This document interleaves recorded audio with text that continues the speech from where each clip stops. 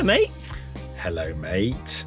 How are we doing? All right, yeah. Very excited. Big win for Spurs last night, 1-0. Happy. But you're dating the show now because the time will have moved on and you're now down to 8th. You probably just lost to Forest and... yeah, and City. We've lost 5 on the spin.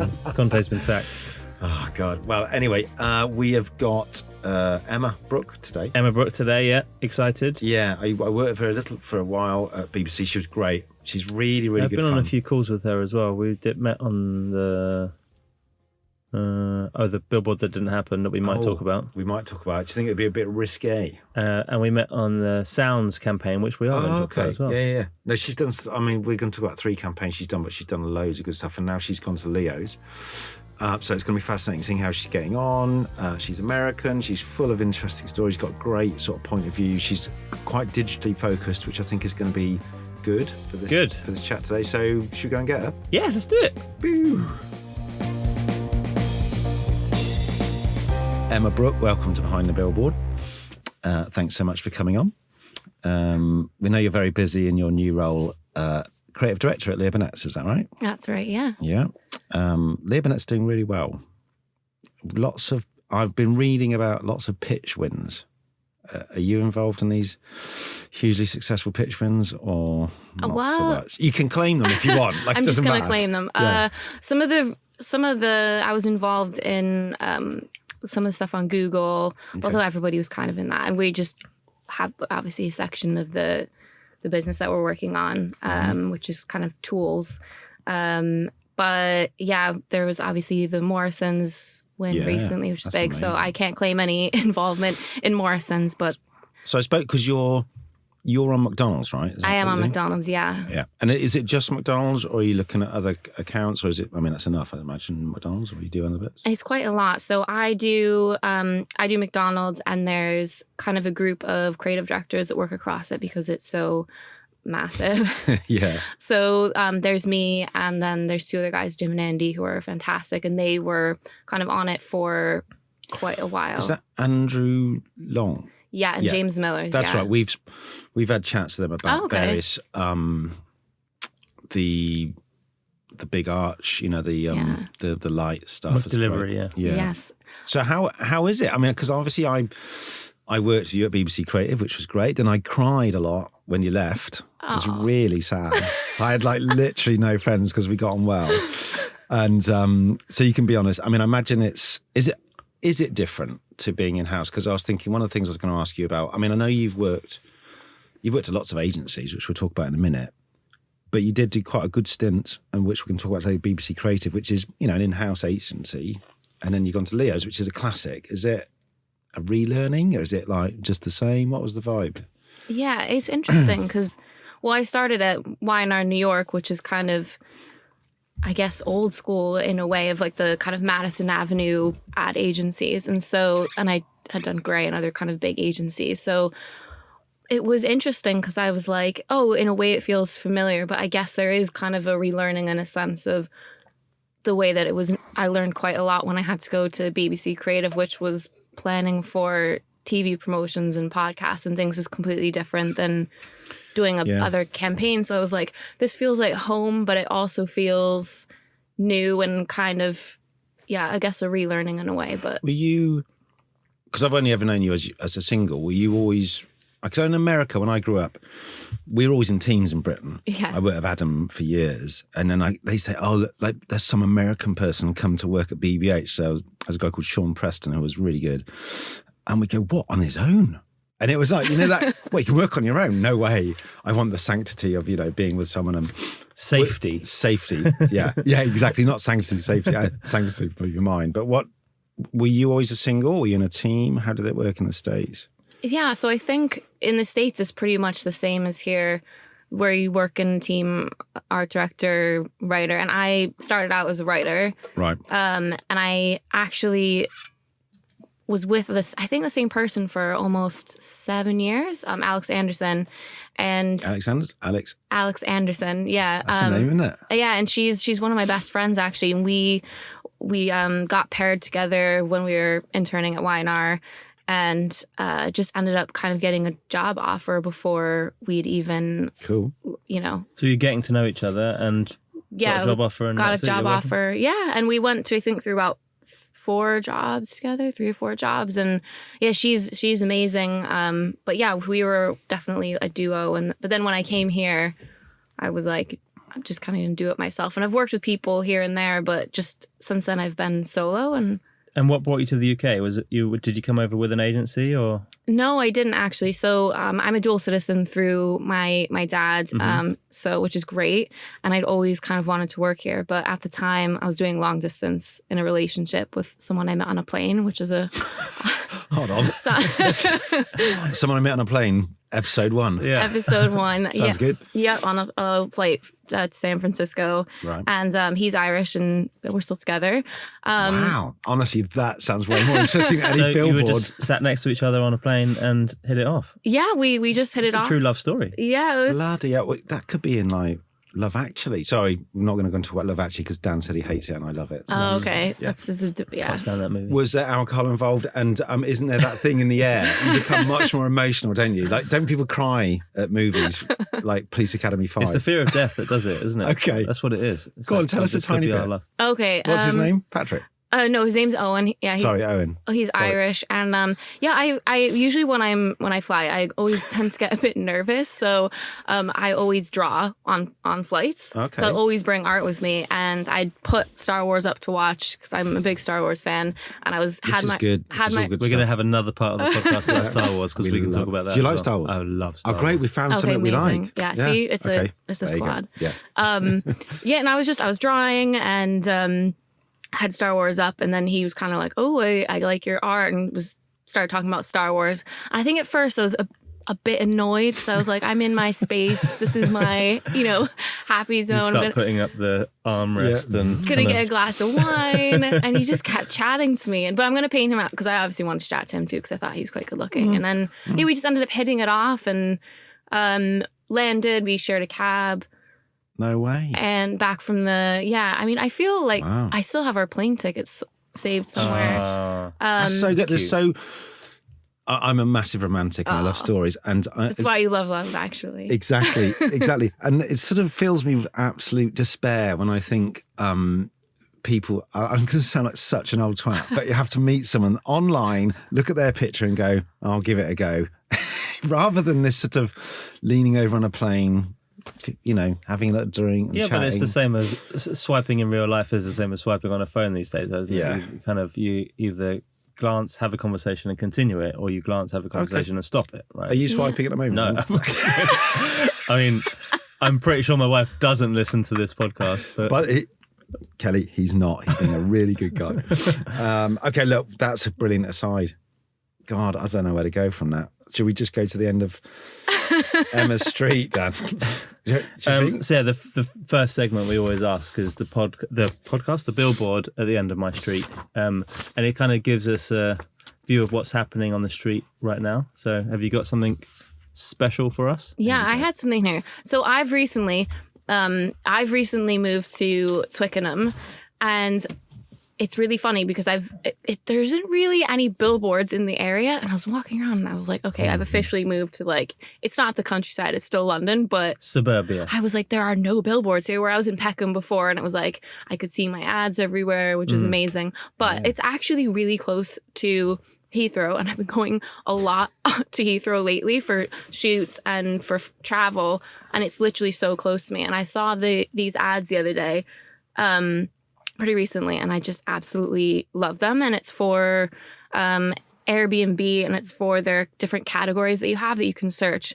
And yeah, there's basically just, I think whoever was writing it was having a really, really good time, and I need to find out who wrote them because they're so funny. So what the first one says, I'll sing it, Yodelay, Yeah. which is quite opposite because we just had Dave Masterman on talking about Yeah, domino. we were talking about dominoes. Oh, okay. I thought this was going to be a response to that, but clearly you don't know what we're doing, so that's a bit weird. But then the one, I've seen some of them behind with the very sweet lines, aren't they? But what else happens behind that, Emma? Yeah, there's another one. So there's this basically, looks like the kind of Swiss countryside, and it says Yodelehihu, which I just love. And then there's another one for I think it's there's a towers category, which apparently is a thing, and it says power couple, which I thought was so funny. And then I think there's Skinny dip, is it? Yeah, which is for, I think, pools.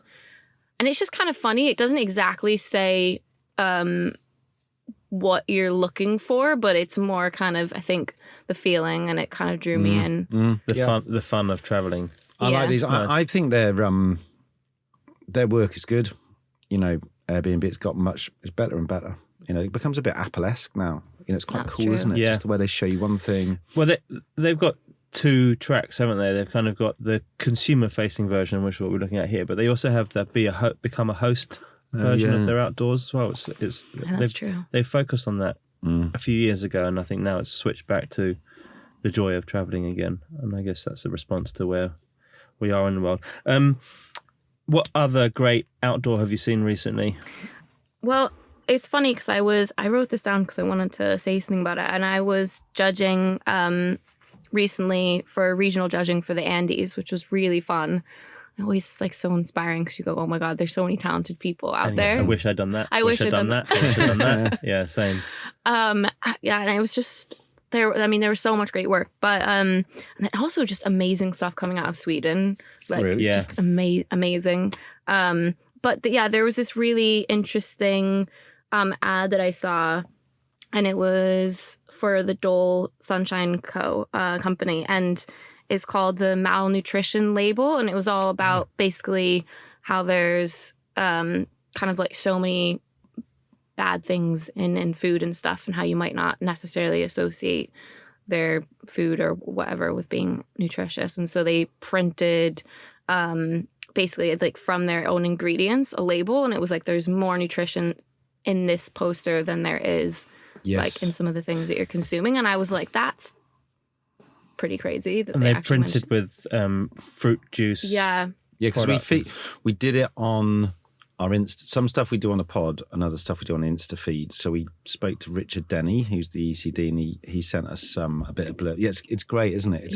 It's sort of like one of those bits of work you go, everything about it fits, you know.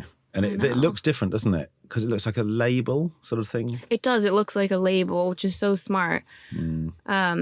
And it's really interesting too, because I always think, how would you get something sturdy enough to kind of print and for the ink to stay? And Yeah. it was one of those It's ones. a craft. The craft of it is as nice as the idea, which is good. Yeah. Sometimes there's a great idea, but the execution has not been so great. And this is perfect. This one is. I wonder if it'll win at the shows. Because you kind of, bits of work. We might find out if it's going to win at the Andes, because we could just ask. Yeah. if Richard Denny wants to send us a £5, maybe a tenner. Okay, and anything else? I mean, we always ask at this point, you know, stuff you like. What do you think of the industry at the moment? You know, do you think it's healthy? You know, Jen, any thoughts about outdoor? I mean, I think that it's so interesting for me to see how things are changing in terms of like technology and stuff, and how that's kind of, you know, with like real-time data and stuff like that, thinking, you know, even within Leo Burnett and stuff, it's like, how can we kind of push the medium? But it's things you're seeing at other agencies, which is, it's not even just the build anymore. It's bringing in new tech, and there's so much innovative stuff. And I'm sure, you know, you think about this as well. Yeah. I work every day, but for me, that's sort of fascinating, because all of a sudden, crazy ideas that you would have had even 5-10 years ago, people are like, oh yeah, the tech exists for that. And if it doesn't, you can make it as well. Totally. That's kind of I think outdoor in general has always had that maker mentality. And I think that comes back from, you know, even pre-digital, the special builds. We talked very recently with Tuts about the you know, cars on billboards and people being stuck to billboards, and the kind of edible billboards, you know, this, or a billboard that's not edible that's being eaten even. Yeah.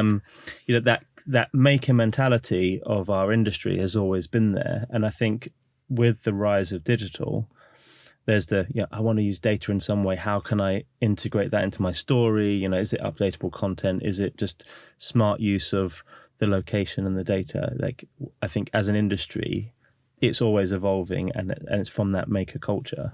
I think there's always really good implementations of technology, and there's always really poor ones. But it's the same as, you know, the classic billboard. We see the classic well-known billboards are in everyone's top 10, and we always ask at the end, favorite billboards, and you can probably pick them from a list of 20. Yeah.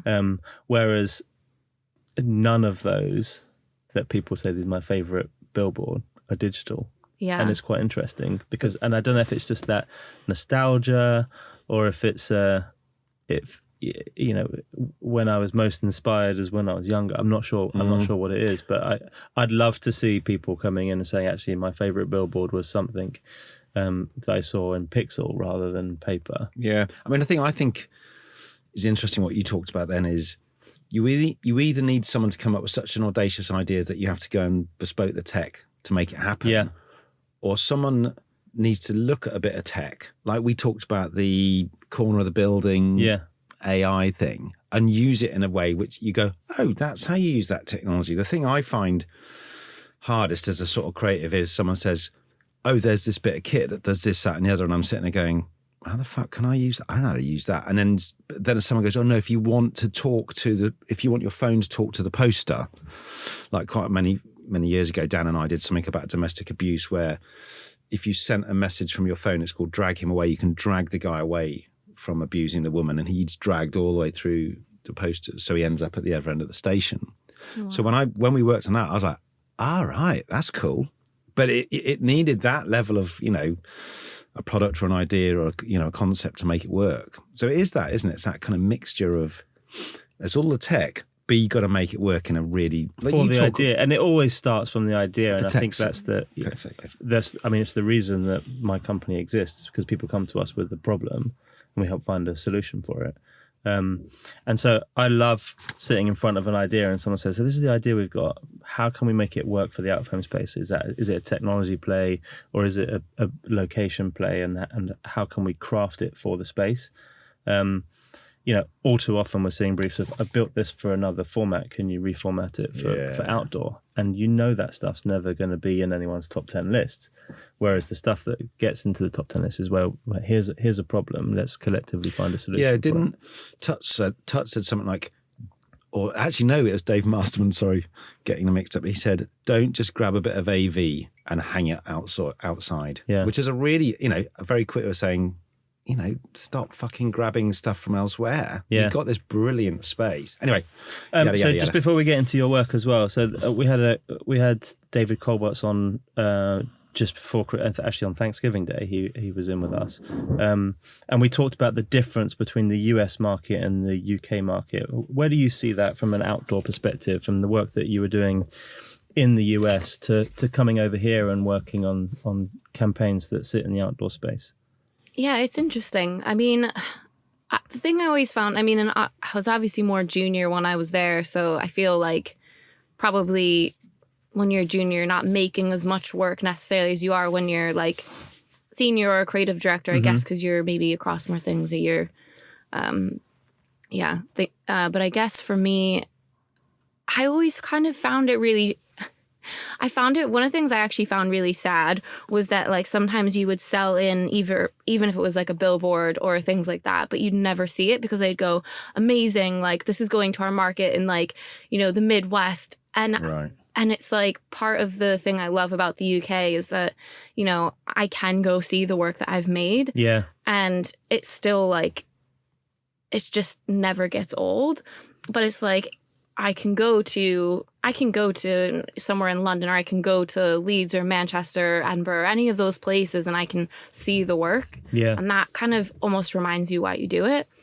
Yeah, I mean, the US market is like, if you were delivering stuff across Europe, are you going to get on a plane and go to Frankfurt and see your poster up? Yeah. You're less likely to do it than getting on a train and going to Manchester. Totally. And I think the US outdoor market is 12 times the size revenue-wise as the UK, and obviously it's 50 times the size geographically as well. So it's just a lot harder to do, isn't it? Yeah, and obviously, like it depends on the client, and some of them have really big budgets and they can do special builds and stuff like that. But I actually feel that people here do it more than in the States, and sometimes I felt like you would work on something and they'd go, right, we need something that's kind of scalable, or we want to run this across multiple markets. They're not going to maybe do a special build as like we would do here. But it's obviously different. It depends on the project. And it's not to say they don't do it, but I wonder if that is because it's a smaller market and there's more noise and standout is as important.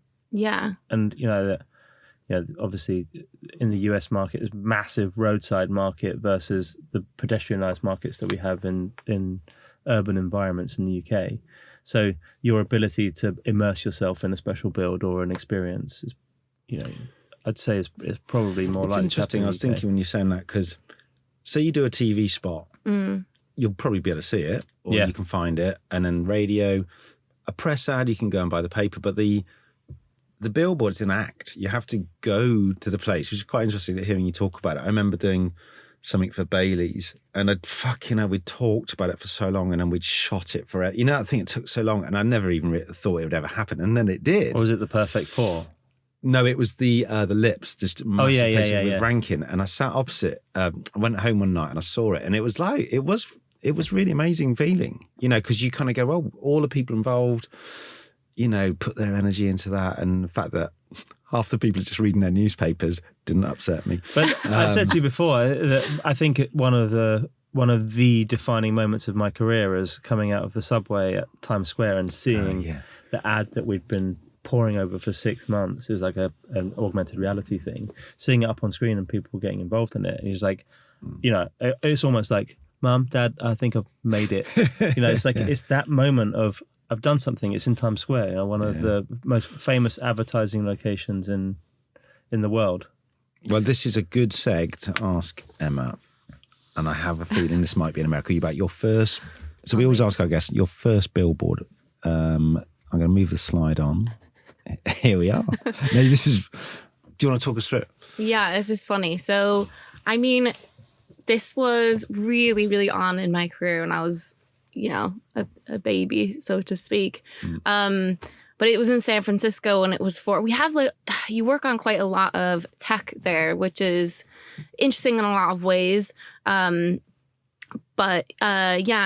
I think this one was for BMC, which is, I think, one of the biggest IT companies in America. And it's this sort of like, they allow you to implement their whatever IT technology into any company that you have. And it's sort of, They're a solutions business, are they? And it's kind of formless, and you can adapt it and whatever. So we...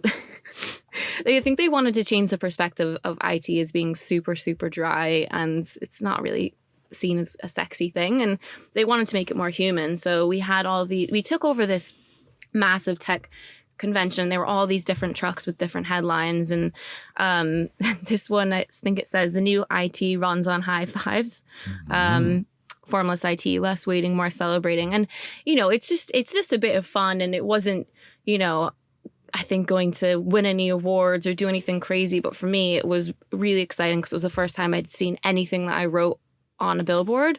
And it was driving around, and people were really into it because it was this IT convention, and it was really cool. We were in the middle of San Francisco, and I went, "Oh my God, I wrote that!" And it's like going by on a truck. Yeah. It's so crazy. It's really. Can I say a nice moment? A quick. I listened. I watched Seinfeld last night. I love Seinfeld. And the episode I watched, her boyfriend. What's her name? Do you watch Seinfeld? A little bit. Not Seinfeld, but his girlfriend. Her latest boyfriend kept saying high five. Everything they did, high five. I think it must have been at the time like the thing, like lol, whatever. That Saturday, but it's just so surreal. I can seeing that now. You talking about it? It's a very American, I think, headline as well. Yeah, it's people love a good high five in America. Yeah, it's a high five culture. Yeah, that wouldn't. You see, you couldn't run. That's why it's interesting to talk to you about this, because you wouldn't. If you ran that in England at the same time, people are like, what? I think people would also roll their eyes, whereas I love the UK English rolling their eyes. Never. It's funny because that's one of the things I love so much about the UK is kind of the just kind of general cynicism of everyone, which is great in just the right amount, and but I just think if you ran that here, people go, oh my God, that's so okay. So let's rewrite it for the British audiences. Runs on awkward handshakes. Yeah. Yeah, exactly. Exactly. or a raised eyebrow. Or a raised eyebrow. Exactly. It's good. I tell you what I like about it is that you saw it, and like you said, you go, "Oh my God, there's my work," and I was paid to do that, and I can take a photo. And I mean, did you involve? We always ask people like whether did you tell your mum or your friends or take because it's sort of it's a moment, isn't it? Yeah, I mean, my parents were across the country, so I sent photos. I mean, I think the first ad that I ever did that they saw in person was a print ad, actually, which my mom still saved. Oh, Scrapbook. Yeah, she saved it. It was Oh, for bless her. Twinings tea. But I sent lots of photos, and we had people going around on these like segways. Which was just really mad, and they were giving out foam fingers, and it was all kind of theatrical. I think my mom was like, "Oh, so I have seen something that you've made now. This is interesting." Yeah, I remember telling my mum, I said, I've got an ad in the Sunday Times. And then she said, well, I'm looking at the cover. I can't see it. I'm like, it's inside. Yeah, the cover's for the proper journalism. Right, we're going to move on. Yeah. Going to get into the work. So I was going to ask you a little bit about your journey to the BBC. You've told us a bit because you came over on the plane, doing the drawings, Star Wars, Owen, etc. But did you come here to work at the BBC, or did you work somewhere else prior to the BBC? So, I mean, I didn't come to work at the BBC, but I knew it was going to be really hard to make the move and get someone to probably sponsor me at that point. I mean, I guess I didn't need a visa, but just in the sense of like, it's just quite a lot to get somebody from the States over. Mm-hmm. So I was like, look, I've just got to quit my job, move over, and just hopefully someone will hire me. And I think it was really hard at first because everyone was on holiday, and I forgot the people in Europe actually take holidays. So I was like, we get quite a few in comparison to the US as well, right? Yeah, well, we get like two weeks. So it's like the idea What's that that people about, are sort of just gone for July and August, just, on holiday. I was like, oh my God, no one's writing back to me. I'm never going to get a job. And then people would be like, oh, sorry, I've been on holiday for 3 weeks in Majorca. And I was like, oh, okay, that's fine. But I eventually just started freelancing, and I went to, where was I started? I started at TBWA, which was pretty cool. And that was like my first freelancing gig. And I think, what was I working on when I started there? Creating multi-platform creative campaigns on Lidl. Yes. And new business. I'm just reading your LinkedIn I'm like, profile. it was Lidl, and I don't think I knew really what Lidl was when I started, but it was kind of an interesting thing to start on. And yeah, we were doing various pitches, and then after that I went to McCann, I was working on MasterCard and also Xbox, which was really fun. And it's what their biggest client, isn't it, on the Microsoft side? Yeah. And that was really, really interesting. Oh my gosh, there was a great campaign we worked on for Sea of Thieves. And I can't say what the idea was probably, but we had this out of home idea that just never got bought. And I'm still really sad about it. Aww. Keeping it in the bottom drawer for... Keeping it in the bottom drawer because someday maybe, but... We were thinking we were going to talk about something later on, but the bottom drawer billboard could be a new feature. Yeah. I think that, it's a great idea. But then the trouble is, if you say it on air... Then some bastard will go, I'm going to have that Emma Brooks idea. But then, so we have to maybe say no one's allowed to steal ideas that we broadcast. We have to trust our community. Yeah. Yeah.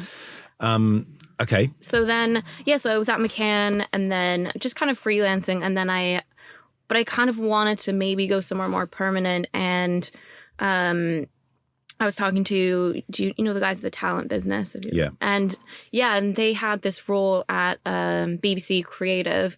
And so I went over there, and there's a guy, Ashley Temple. I don't think he was there when you went. No. He had left, and he's now just gone to be head of social creative for Lego, which is amazing. Wowza. And so he was like, yeah, come over. It was funny because that time they had separated out regular creatives and digital creatives, which I thought, was like, I'd never experienced that before. But I went on to do digital creative there, even though I'd kind of done traditional and digital advertising. But then I basically just ended up working on everything. So Is that still the setup at BBC Creative? Are they still separated out digital and No, it's not this. It was back integrated? Yeah, they just integrated. But I think part of that too was BBC Creative was quite new at the time, and they were just kind of figuring out all the departments and stuff. So, And the digital stuff, was that mainly on owned platforms then? So was it stuff that was sitting on the channel and iPlayer and all of their owned platforms? Yeah, exactly. But yeah, then it just ended up being everyone kind of worked on everything. And I started there, and I think about 6 months in, I got a permanent role, which was amazing. And it was Laurent Simon was so Aidan McClure had just left to, I think, go to Wonderhead. Okay. And Laurent was just heading things up on his own, and he was amazing, and I loved working with him. That's good. Because so we're going to... I mean, obviously you've done lots of work at lots of places, but convenient for us and this podcast. Your great Billboard and outdoor work was at the BBC, and we want to start with Peaky Blinders. So I'm going to have to say now, obviously this is one of my favourite shows of all time, but the last series was awful. So I'm just going to put that out there. And you didn't like the ending, did you? You didn't like the entire series. The whole series. I loved all of the ones up to it, and Arthur was my favourite character. I could sort of really relate to him in a slightly deranged fashion. I was never going to be a Tommy character. I know lots of mates like that, but I'm more of an. What about you? Did you watch it, Dan? Yeah, I watched it. I enjoyed it. I mean, I wouldn't say I'm a super fan, but I agree with you. The last series was a bit of a. The ending was a kind of. Oh. Emma, what did you think last? I haven't seen the ending of. You've never seen it. I've never seen the show. No, I have seen it, but I haven't seen the ending of the last season. So, but it's fine. I mean, I did just watch Seinfeld instead. I saw so many people complaining about it, and then but then I don't know. But then some people loved it too, right? It's always. I don't think people want these shows to end. So that's. I think it's the same with Game of Thrones. Game of Thrones had that same cult following. Yeah. And that last. You never watched it. Never watched it. Okay, so. The last season, people go, but it's the same as Star Wars. We can get on Star Wars now. God, let's get back on that plane. The latest 3 movies, the classic Star Wars fans don't appreciate them. My kids absolutely love them, and they're kind of. It's just a same as different generation of filmmaker and a different generation of film fan as well. Star Trek apparently is the same. Star Trek. No, someone else told me that's like. You're trying to compare Star Trek and Star Wars? Well, no, some people would. I don't know. That's another podcast. So we're going to do. You're going to get her going in a minute. We're going to do. Our Star Wars fans will rise up. We're going to do the campaign you created along with Stuart Gittings called Fan Art. So I have to apologise. We're going to apologise here a bit because we have asked these questions for you before on our Instagram account. So before I'd ever met Emma in the flesh, I wrote to her online and we did a chat, and you very kindly answered all these questions. But for people who are listening, don't know any of them, so we're kind of going to repeat those questions if you don't mind. Yeah, no, go for it. So looking at the list, how did this campaign come about? And could you just describe briefly what the campaign is? Yeah, as well. So how did it happen and what is the campaign? Yeah, sure. So this is Peaky fan art. And basically it was kind of, I think at this point they wanted to kind of push the series as being, they wanted to celebrate sort of the cult following behind it. It wasn't necessarily focusing on a specific angle of what was going to happen in the series, but it was more of just how do we kind of elevate it to cult status? How can we do something really interesting? And it's like, I think the thing I always find interesting is to kind of back up and think about it for a second, because it's so easy, as a brand or a show or whatever it is to say, oh, we're iconic, and you can say those things, but I always think it's better to show them and prove it. Yeah. Yeah. And I mean, when you dive into the world of Peaky Blinders, I'm sure, if you're a fan, there is kind of this whole interesting sort of subculture of stuff that exists around it and how people express their fandom. And I suppose it's kind of for specific shows, maybe even Game of Thrones and things like that. But I think this is quite different in the sense that people were, there's the Peaky Blinders haircuts, which I think everybody's probably at this point, probably including me. And, it's the music. But I think especially one of the things we found when we we were searching online was that people were creating masses and masses and masses of fan art. And they just really, I think people were... And posting them on forums and on social. Yeah. I mean, and it wasn't like, oh, we found a few pieces. I mean, there were thousands of them. Wow. And people were just, I think, really... They felt really connected to specific characters. You talked about Arthur, for example. And I think there's just kind of this love for them, whether, it's Tommy or Arthur or all the different, Polly.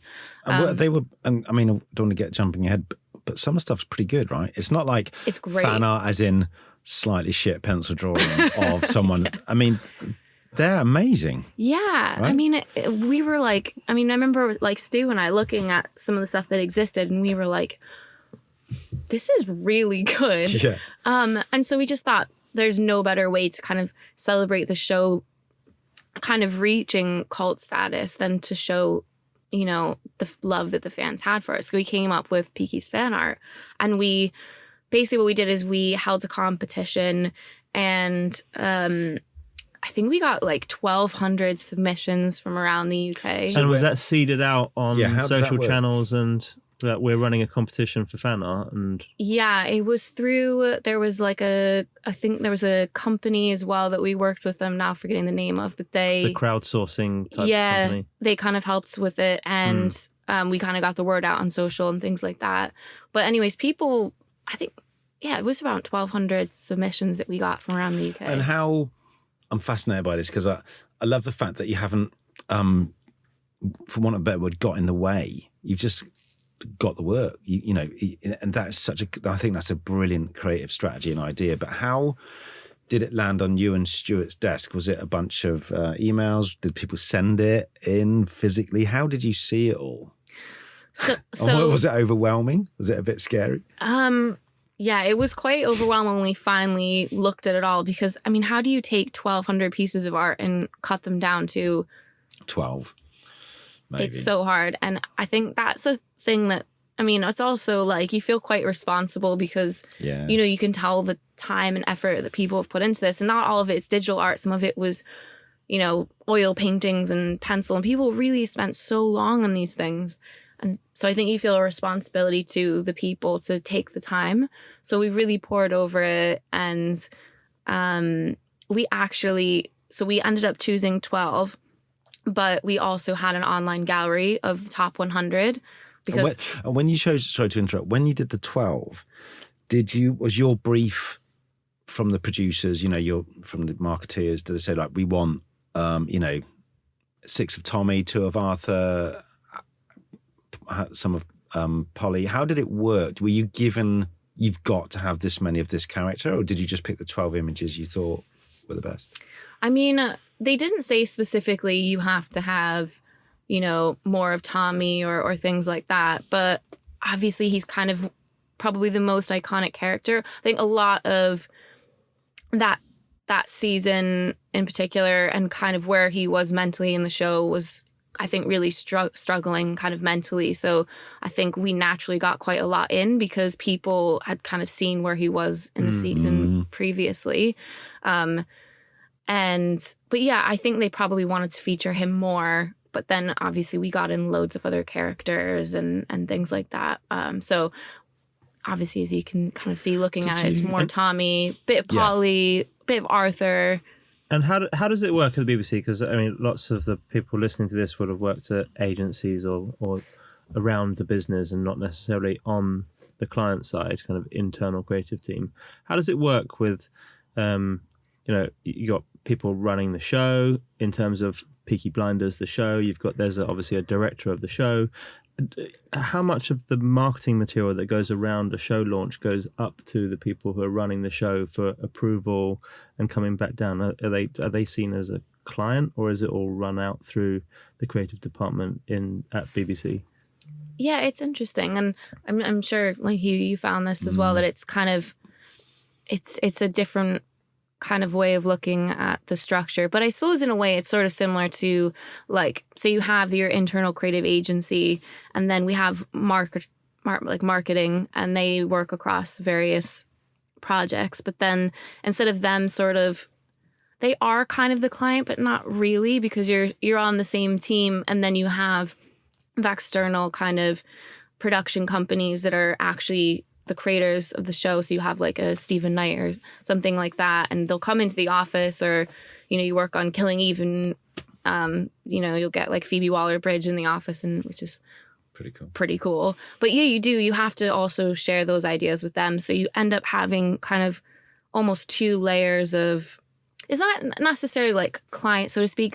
Probably the creators of the show will be more like the client, but you do kind of have different levels that you have to run things through. Did you show, so you mentioned Stephen Knight, he's the creator of the show, is that right? Yeah. So because I think when we did it on our Instagram, there was an image of him actually in front of this image. So this is an image of Tommy with sort of sharp strokes, black and white with red kind of splashes, could be blood.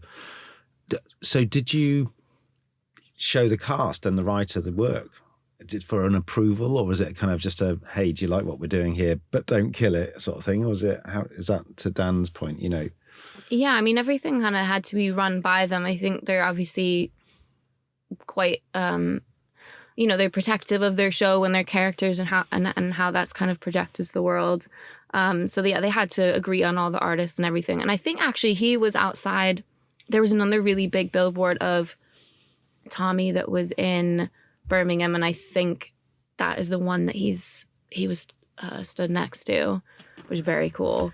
And I mean, that's the endorsement, right? That's the endorsement of good work. You've got someone who created the show going to have his photo taken next to a billboard or a mural or a. Did any of the characters? Because they're so well drawn, as in the biggest sense. Some are painted, some are sort of more pencil drawings. Yeah. But what I love about them is this. We'll post all these up, but there's a rawness to it, which advertising often sucks out of work, because it's got to be perfect and retouched to fuck, Whereas this stuff, you look at it and there's a craft in there and a love, but it's not come from within, a creative department, someone trying to mock something up. It's that's where I obviously like the show, but when I saw it, I thought, it's just staggering, the sort of diversity. Like there's one here with a razor blade, and the central section of the razor blade where there's normally a gap is a sort of profile of Tommy lighting a fag. But it's kind of like, I don't know when it was, maybe a couple of decades ago, people started reinventing film posters, didn't they, for their own good? Mm-hmm. So I'm going to redo my version of Reservoir Dogs. It's that kind of thing, wasn't it? And it feels like that. Got the entire collection of Star Wars remade posters. Oh, wow. It's coming out. Fully illustrated. But I was thinking when we were saying you had 1,200 and get it down 12, when you did, Dan, when you did Cannes, and you got these sort of, Dan's judged Cannes out of home, and, you're dealing with thousands. It must have been similar. You kind of trawling through this stuff, and obviously you probably go some things you go, we definitely won't use that. But did you, like you said, you feel a kind of a little bit of a, what's the word, you feel responsible that they've put this effort in? Did you write to them all personally and go thanks but no thanks, or how did it work? Well, I think we couldn't write to everybody, but I mean we wrote to all the people that we obviously like wanted to feature. And also at the end, I think we thanked them for the campaign. But yeah, you do feel, I think, a responsibility for all the people that you've chosen, and also the people, it's hard. You don't want to overlook something, because obviously people have put so much time and love into this. And you can, as you said, you can see the kind of passion they have for the show. I think what was really important for me and Stu doing this campaign was, because you can see on all the art, is that it says, not only hashtag Peaky's fan art, but it says by the artist. Yeah. And that was super important to me, is that we had to thank the specific person, and we asked them, each of them how they wanted to be, because some people have like an artist name that they want to use, or they want to use their real name. Some people are actually professional artists. Some people were just kind of amateur artists. And so we asked them, how do you want, your name to be written? This guy, Liam Pranovich, I'm not sure he's still there, but at the time I think he was at Sky Creative, and he's an amazing designer. But really? The woman who did this, she's Polly, right?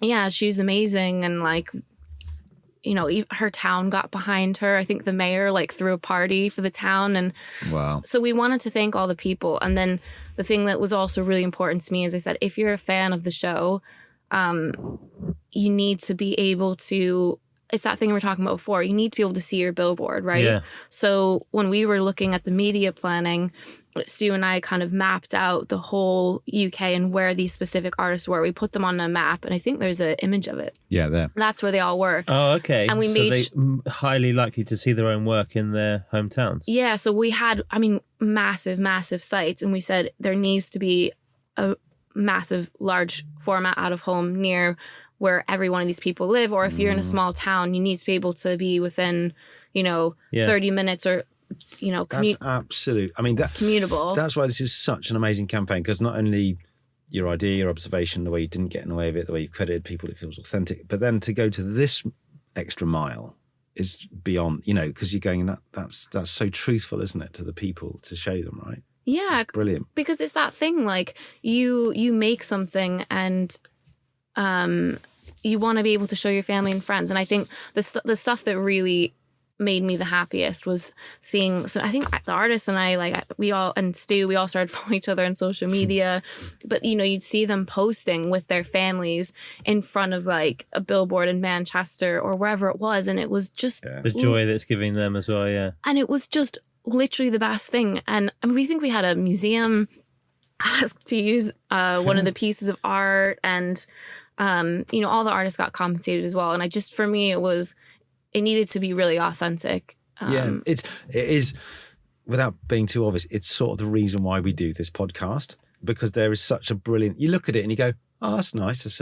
Someone's drawn a picture. But that's the reason everyone wants to hear the story behind it. Yeah. Because this is a really great story. And it's also great because I remember, it's the last bit on this because we've got to move on, but I remember seeing the red one and the tube station, and it absolutely stopped me. Not because it was like just really good, but I thought, fuck, there's something amazing behind this. I really hope, you always hope, oh, I wonder if this is one of like a load, and there's one more thing we need to ask before we move on from Peaky Blinders. And obviously this is all about fans of the show and super fans of the show. But I'm reading here that you got to meet one of the most famous super fans of Peaky Blinders of all time. And can you tell us about that? Who is that fan?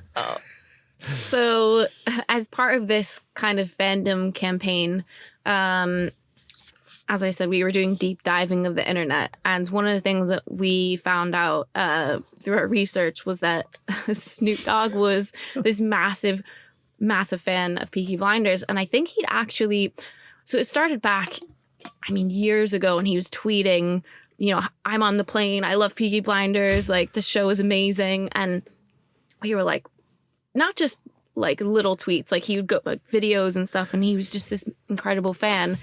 And I think he'd even requested a meeting with Stephen Knight at some point.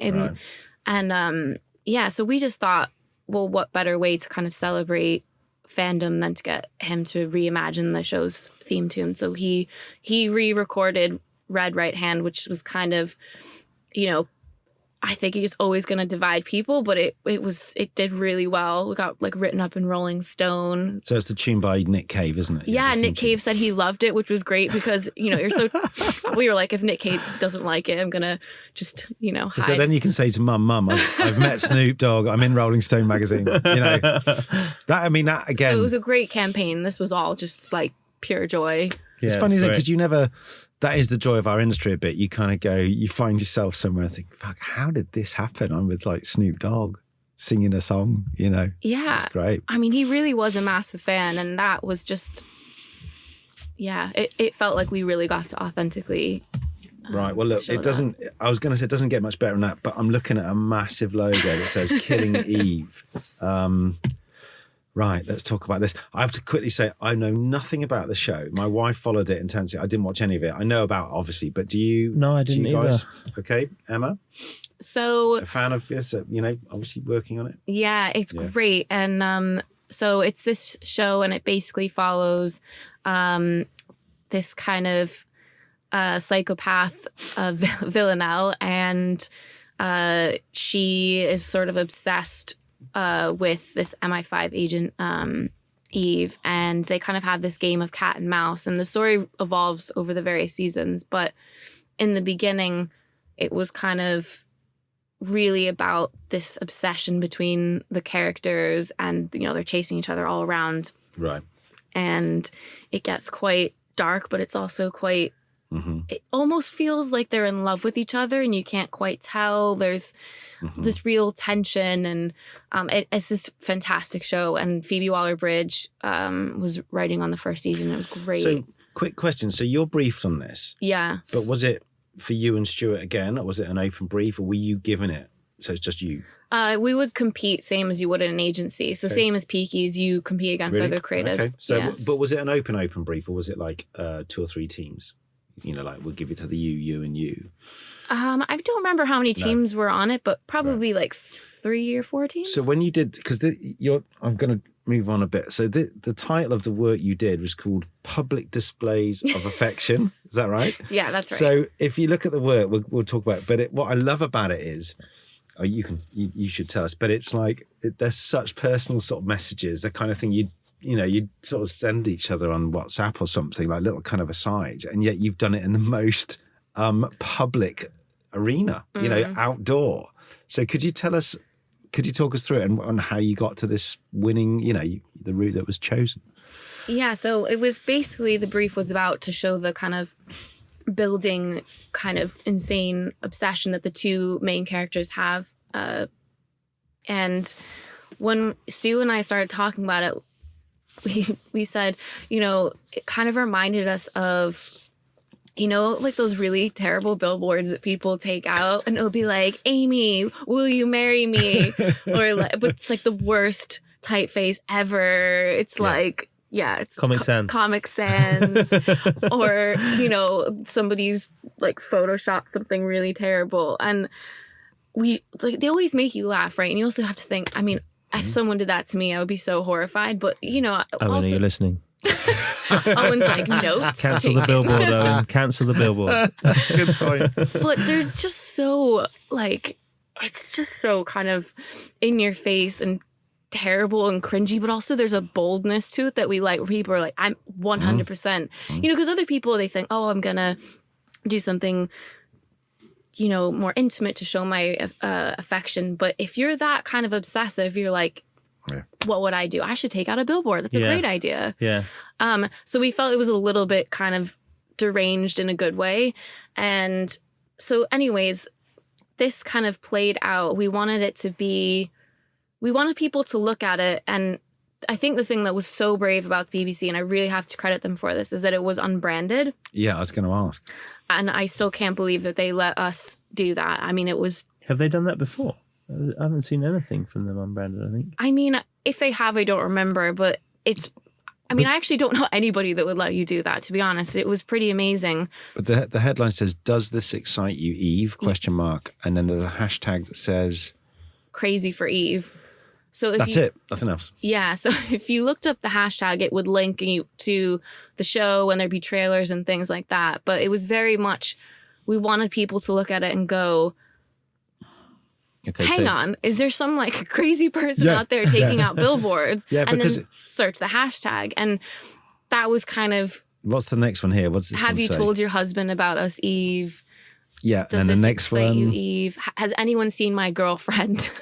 I remember seeing this one somewhere, and I thought, regardless of what it's for, it's kind of interesting, a little bit scary. And there you go, and it ties back to the show, right? It's very slightly hard. dark. Yeah, the tone is right. So, one more. I'm going to make you sorry, baby. Oh, God, bloody hell. And it's all back to hashtag. And did you already know then you were going to phase it to the next bit, which was where the hand right? So it's all kind of beautifully done, right? With the media company. Yeah, so we wanted it to play out in real time, and we wanted people to talk about it and be like, has anyone seen these crazy billboards? What's happening? Because I think if you just saw it anyways, you'd go, that's a bit weird. But so it's supposed to be this sort of conversation between the characters, right? So what happens is this one, I'm going to make you sorry, baby. What happens then, all of a sudden, these messages start showing up. And because in the show they're chasing each other around Europe and things like that, and there is this game of cat and mouse, it made a lot of sense that the other character would be writing back. So it says, Villanelle, we need to talk now. And then there's a number that you call. And now if you actually call that number, it is that character. And she kind of does this recording, saying something to the character. So Sandra Oh. No. So yeah, and it's Jodie Comer. So that's Joe. Yeah, if I ring this number, okay, so I'd be in the shoes of. So you ring that. You ring that number, right? And then I think you get this voicemail, and it says something like, "Villanelle, stop it." Right. But yeah, it's brilliant because it's sort of, I didn't know that. But it's so well joined up. It's so clever. It's so hardwired to the brand. Your tone of her. Again, did you, like Dan was saying earlier, did you have to get approval from, how high up did it go? Because in a way, that could be sort of her, you could have taken it out of the show. She could have said that. Did you have to go that far up, or was it people go, no, yeah, that's fine, you know? No, we had to go all the way up to the kind of showrunners, and luckily they were, just brilliant people. It's such great writing, and they really wanted us to go for it. And I think they wanted the show to really make a splash. So I think the only kind of, branding that we had is it's the same typeface as the hashtag. But other than that, it's not. So they were really great to let us do that, and the Biebs as well. Did you? I think it also, the idea of it developing over time also lends itself really well to the outdoor space. These things are fixed locations, people walking past them on a daily basis on their way to school, work, office, whatever. And seeing something change is a way to people notice. They've walked past that 5 times, Monday, Tuesday, Wednesday, Thursday, Friday, and all of a sudden it's changed on the following Monday. They realise that it's changed. And I think it's a nice way to update creative in the out-of-home space to mess with people's everyday lives. That's what, our job is, to make this stuff stand out. And I think it does it because it changes over time. And I think it's a classic way to use out-of-home to get the message across. Oh, thanks. And hats off to the designers as well, because they were so great, and they really went deep on it. They were using like graphology to figure out what basically the typeface would be for each of the characters' personalities. Yeah. They were... One of those is actually someone's handwriting, and I was going to ask who did the handwriting. Yeah, I think it was. I hope I'm remembering this right, but I think it was a guy who actually is the handwriting for one of the designers. But they just had like hundreds of pages, literally. You can imagine him in the pub on one Friday going, "Do you know that I am secretly from Killing Eve?" I think it's one of those things. Sometimes you see a show, and the show's better than the advertising campaign, and sometimes the advertising campaign's better than the show. But in this and the Peakies, they're both so tightly knit. That's what I feel. They're so brilliant. They just feel like extensions of the show, but not just, hey, Peakies is on Sunday night. They're like proper fucking great ideas. So, it's a real pleasure to talk to you about these. Oh, thank you. Thank you. We're going to move on. Sorry, my phone's going because my daughter's trying to return a pair of her Christmas present shoes, but she hasn't got a card, so I might have to leave this podcast in a minute. BBC Sounds. So, Emma, did you... I know you. The TV of this was this incredible sort of fluid, kind of surreal campaign. Yeah. Where people's bodies were sort of, warped in sync with music. But you replicated it on billboards as well. Was that... how did you get to it? Tell us a bit about the background. Did you go from TV to billboards, or was it an overall big fat idea which you then said, okay, this is how we're going to do it? Yeah, I think it was, in general, the whole campaign was really just about so BBC Sounds was launching, and it kind of houses everything, music, radio, podcasts, and we wanted people to kind of know that when you go there, you can experience all different types of sounds, right? And it was about, how does sound make you feel? How does it transport you somewhere new?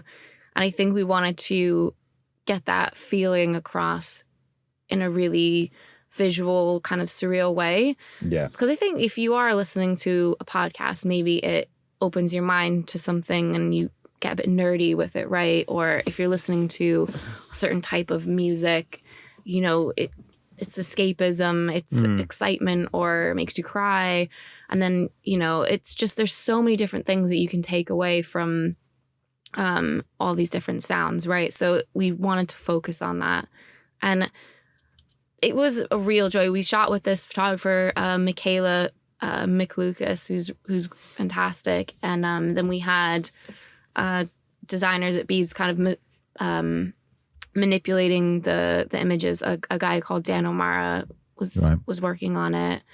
And then Amy Full-Love was doing the type. And so the response to brief, you were given the entire brief saying, how do we position sounds across all channels? Yeah. And this is the outfit. We're looking at the out-of-home execution now, but in your response, you're saying this is how we're going to set up for the TV, the on broadcast stuff to announce sounds, and then across all channels, this is the visual language that's going to run across everything. Yeah, exactly. Wow. And I think we wanted something that also stood out in the market and looked different. And I think we wanted to stop people and get them thinking like, oh, that's how I feel when I listen to something. And it is obviously dramatized and they're a bit weird looking, but in I think a really great way. Yeah, I think that it's a really, it's one of those hardest briefs. How does it make you feel? And then you see it and you go, it's not. You know, I like the imagery. It's just so evocative. I particularly like the special build. Actually, it's a bit more, not blunt, but it's this guy. Is that like a sound wave, but it's mashed up his body? Is that right? Yeah, and then it's actually broken out of the poster. That I remember seeing that. It's pretty out there. And we worked on this with you for one of the digital executions that was interactive, where there was a camera. Someone stood in front of a camera, used facial recognition to see they were there, and it warped them in that same way. So different colours came through, and the warping of the body came through in real time. That's on an interactive. Cool. Have you got a little film of that? I've got a clip of it. I think. Yeah, it was really fun. I imagine it's quite a tough one because having been there and knowing certain shows have a lot of eyes on them and other shows don't.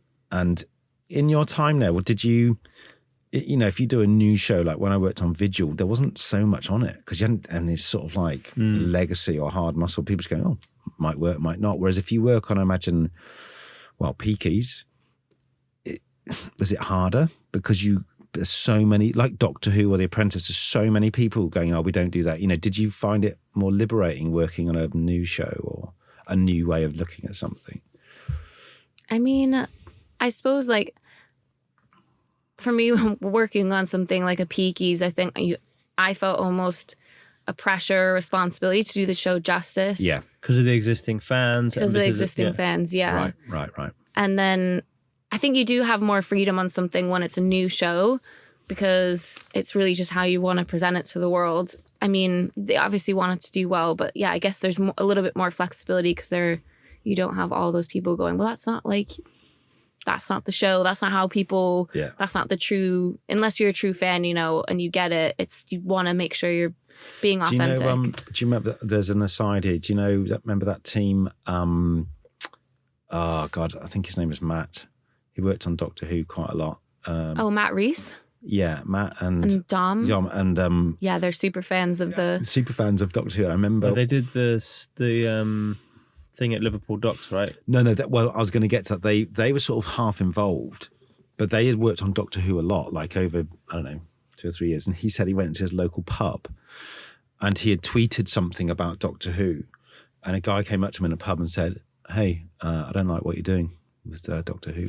Right, and he said it was like chilling, and it was like a super fan who found him out, worked out who he was, and he said it. And when he told me that, I was like, "Fuck off!" And he said it's mental. He said there are people like we talked earlier about Star Wars, yada yada, and he said that and they call them the Whoites. I thought it was a wind up when I started working on Doctor Who. So when we did that thing at Liverpool Docks, fucking hell, we had so many people going, no, the spaceship doesn't move like that. You can tell. And they had analysed the fuck out of it. And you're just going, but you just don't know you're going to that super world. Fans are the ones who share it, right? Yeah. They become the audience. They become the advocates of the work as well. Because it's like kind of a double-edged sword because if you get it wrong, they're like, that's dead. not true Yeah. to the.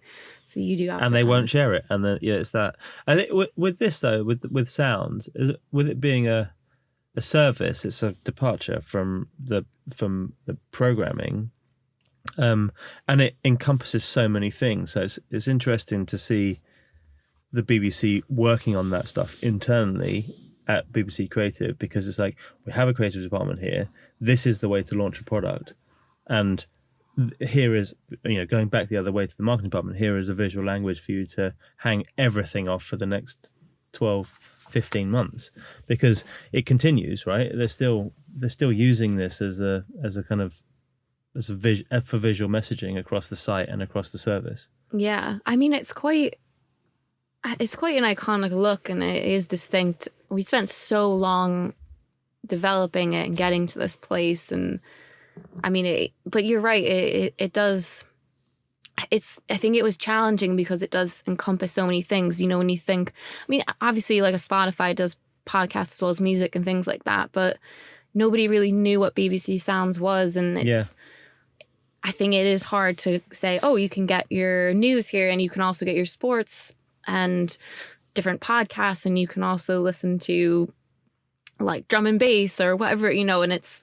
That's a lot to get across to people. My current favourite is "And the Oscar Goes to."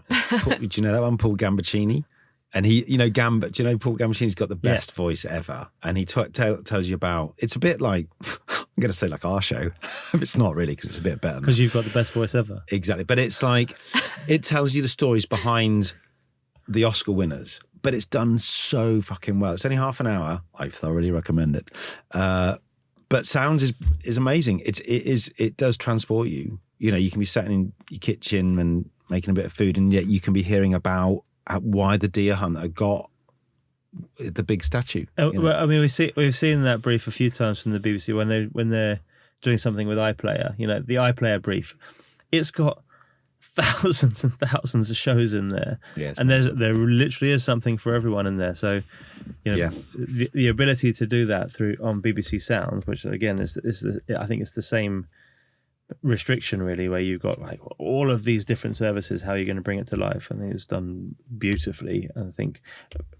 And I actually think much better than anything we've seen on the other services they offer in terms of iPlayer and the visual language that's gone on other things. I think this stands out, and it's definitely sound based. You can tell. It was really fun, and we got to do some fun writing on that as well, which was a lot of like things like body blurring bass and kind of that type of language, and it was describing that feeling but in a kind of poetic way, and that was really great. Although it was literally like tons, like just endless lists of adjectives and verbs and trying to combine them in weird and wonderful ways. So we only see the tip of the iceberg, don't we? Exactly. Right. Was it a wrench to leave the BBC and end up at you've gone from the BBC to Leo's, right? Yes, I did. Yeah. Was it hard to leave?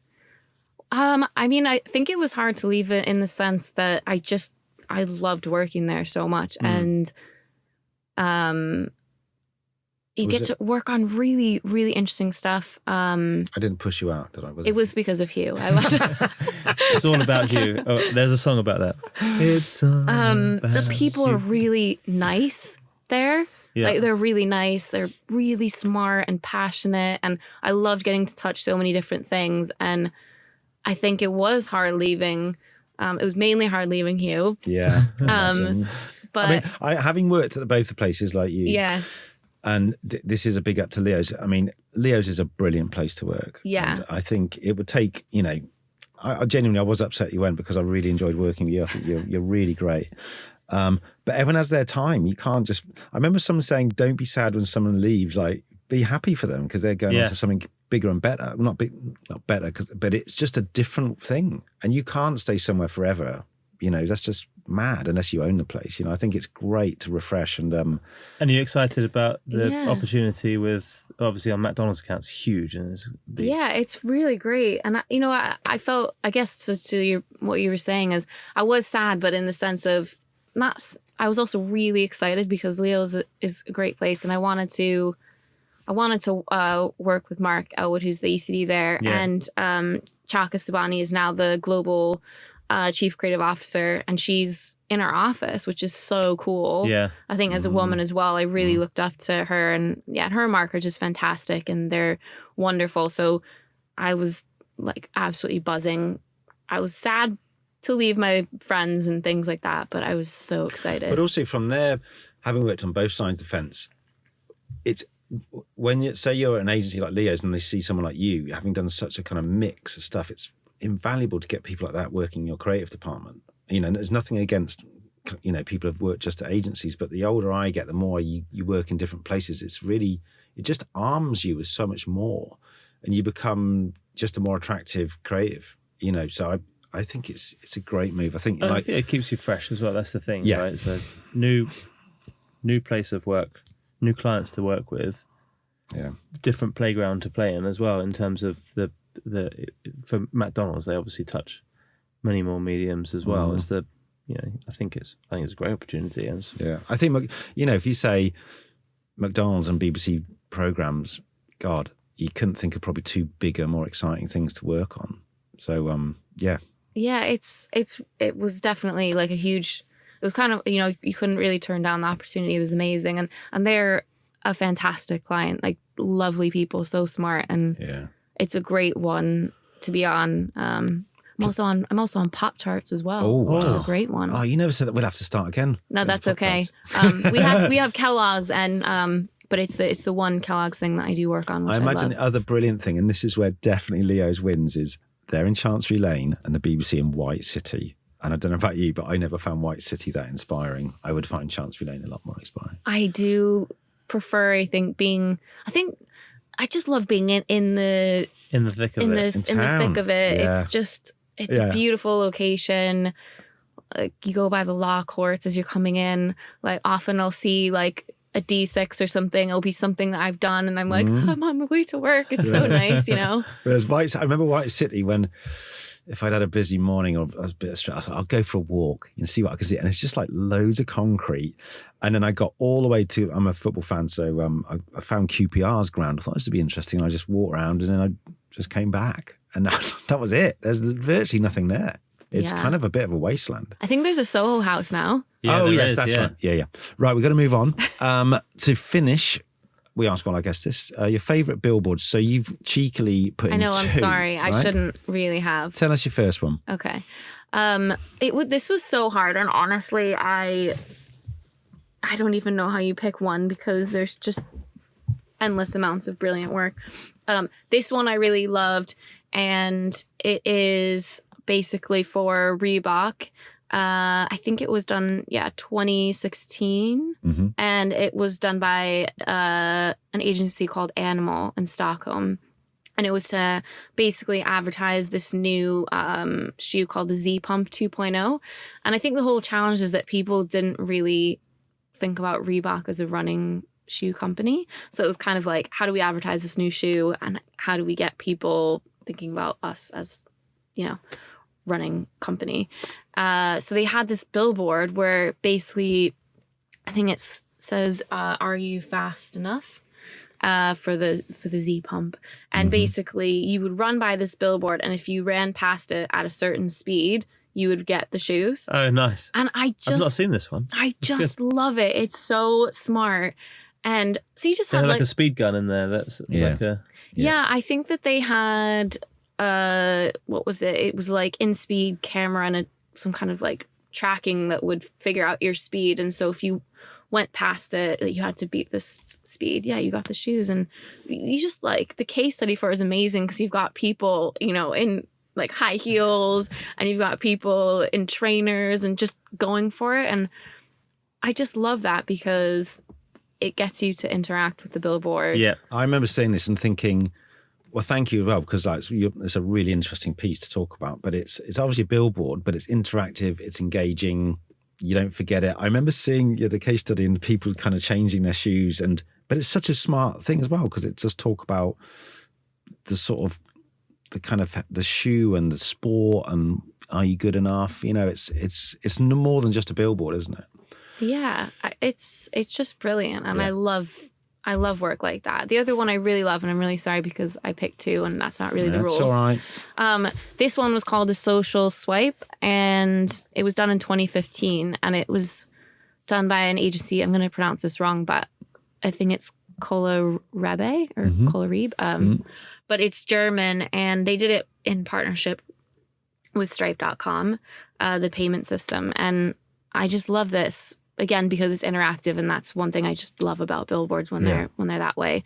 But basically, it was for this company called Miserrier, and they basically help people around the world that are either in poverty or they're, a victim of injustice or things like that.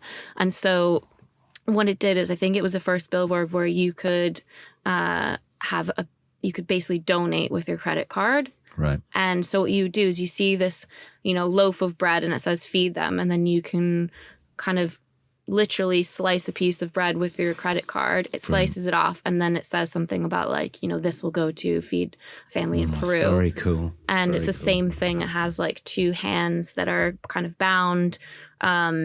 So, it says free them. And then you literally slice your credit card. And I think for me, what I love about this is not just that it's innovative in the sense of making the direct payments, but that you're visualizing where your money's going. Yeah. Because that's the thing that's always so hard. It's like, donate, £5 a month to X, Y, and Z. And you go, well, it's not that I don't care, but where is the money going? And I think it's really nice to visualize it for people. This money is doing something. Yeah. And you're watching your money do something right in front of you. Yeah. It's so smart. Smart campaign, this. And I loved that. And I just thought, wow, that's something I would have done in a second if I had seen it, in an airport or wherever it was. It has a lot. It's a bit like the other one you chose. It has a lot going for it. It works on sort of many levels. You like you say, you see it, you feel it, you're engaged. It's nicely put together, nice photography. It's great. I'm so pleased you chose something that's kind of it's right up my street. Not the old classic stuff. It's it's new age out of home, and I think that proves that we're all doing the right thing with the fun stuff. It would be remiss of us. We're going to ask you what your tips are as well, but it'd be remiss if we didn't, because you've just made me think you love interactive I do. billboards. So we're just going to quickly say we nearly had our moment in the sun, all three of us. Oh gosh, yes. With a billboard called the Grinding Billboard. Shall I start? I think you should start. Should I start? Do you want to start? I'll set it up. Yeah. Okay. I'll set it up. There was a TV show called I Like the Way You Move. Emma and I were working on it. We'd been told specifically to be edgy, out there, fucking get dirty, get talked about. So Emma came to me with some very, very good Was work. it a dating show? Oh, God. It's sort of, it's like where Love Island meets Strictly Come Dancing. And we're like, yeah. And we all vomited in our mouths. Yeah. And so Emma created what is now a legendary piece of work that's never happened called the Grinding Billboard. Yeah. Do you remember what happened? And what should happen? You ground against the billboard and... Well, yeah. Well, I mean, I think the show was... the premise was about falling in love through dance or connection through dance. Falling in love, that's it. Yeah. So, I mean, I do love an interactive billboard. And I like billboards that ask you to do more than just walk by them, or they do something for you. So yeah, I think the idea was to grind with the billboard, and you were supposed to basically see one of the kind of dancers or people you could date on the show, and it would seem like you were dancing with them, but you'd have to activate, I guess, the movement of it by pressing yourself against the billboard. So I mean, honestly, it was... I'm really sad it didn't happen. It's a great one, because also it was the absolute incarnation of the show, which was about how dance can lead to, love and a relationship. So it was, and I remember when we presented it, people actually laughed and said, "You don't really mean you want to do this, do you?" And Emma and I going, "Yes, of course we do. We've even spoken to a bloke called Dan Dawson." Yeah, we worked out all the tech to make it happen. We did, It's a fun. It would have been a very, very fun project. Oh God, it would have been so good. I mean, it is bottom drawer billboards, isn't it, for us? Yeah. It is. Yeah. But it's just kind of a bit of joy, isn't it? Like, yes, it's funny and maybe silly in a way, but I also think it's, it is the show. So I don't know. Yeah. Maybe Well, someday we'll make it happen Another Just for time. fun. just for fun, Maybe for something that's else. That's another segment of it. We Just for fun, probably should haven't got time for this, but we love your photography as well. We're going to include thank that. you. I love this deflated looking panda. It's probably how That- we felt after the Billboard.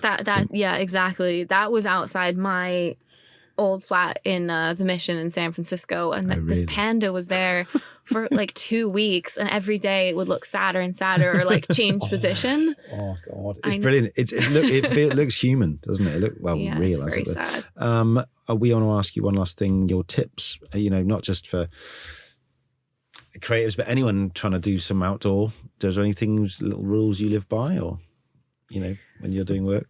I mean, I think for me, always just try and make sure that there's a real truth behind it. And I think if you have a great campaign, with a real human insight, you immediately start. I always think of out of home. It's my favorite medium, genuinely. I think because I guess it's probably the oldest medium in a sense. It is, isn't it? Yeah. But it's the one that I think can kind of keep being reimagined, and that's what I love about it. It's always changing. Yeah. And so for me, I guess, have a real truth. And then I also think, don't just make something for people to look at. Make something that surprises them in some way, whether it's asking them to interact with it in some way, whether the billboard itself changes form.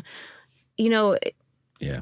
It's not to say that I don't love great writing on a billboard and an amazing headline. There's something to be said for that. But I do think great out of home asks you to do something else, or it just surprises you in some way. Yeah, well, I think you've done that in buckets. So, and thanks for those examples. They're, like Dan said, they're brilliant. They feel like, we should have more of that stuff. But thanks so much for coming today. Thank you for having me. This was so fun. I got to talk about my favorite medium. Oh, that's brilliant. Well, come back in a few years when you're running the place and tell us more. Okay. Thanks very much. Thanks, guys. Cheers. That was lovely, wasn't it? That's great. Loved it. I felt a bit weird talking about the grinding billboard, but I thought we should put it in. I hope it hasn't upset anyone from the BBC listening. Yeah, I hope it hasn't. But it was a fun idea. It's just I can also see why it was. Yeah, probably. It was killed in the end. Yeah. Well, funny enough, the show, I don't think it made as big a splash as they thought it would. But I think it was brilliant hearing about Peaky's. I mean, obviously we knew some of that stuff already, but just to hear it from her like we said, it's like, this is why we're doing the show, to hear that stuff, And I mean, the stuff on the airplane, I know, behind the billboard, but behind the romance as well. Is such a nice story, isn't it? It is. So Love Actually is a great film. Love Actually is a terrible film. Anyway, moving on, we want to thank Emma very much for coming in. And like we say to all our listeners, if there's anyone you think we should have on, please let us know, or any work we should feature. It's really why we're here, to listen to you. And I want to say thank you to Soho Radio again. Yep. Brilliant, brilliant, brilliant place. We're so happy to be here. Thank you for having us. And obviously a huge thank you to our sponsors, Talon, who have just gone through an amazing rebrand. So check them out online and on social. There's lots of fun content coming our way from our main sponsors, Talon. Thank you, Talon. And thank you, Dan. And thank you, Hugh. And I'll see you next time. See you next time. Bye.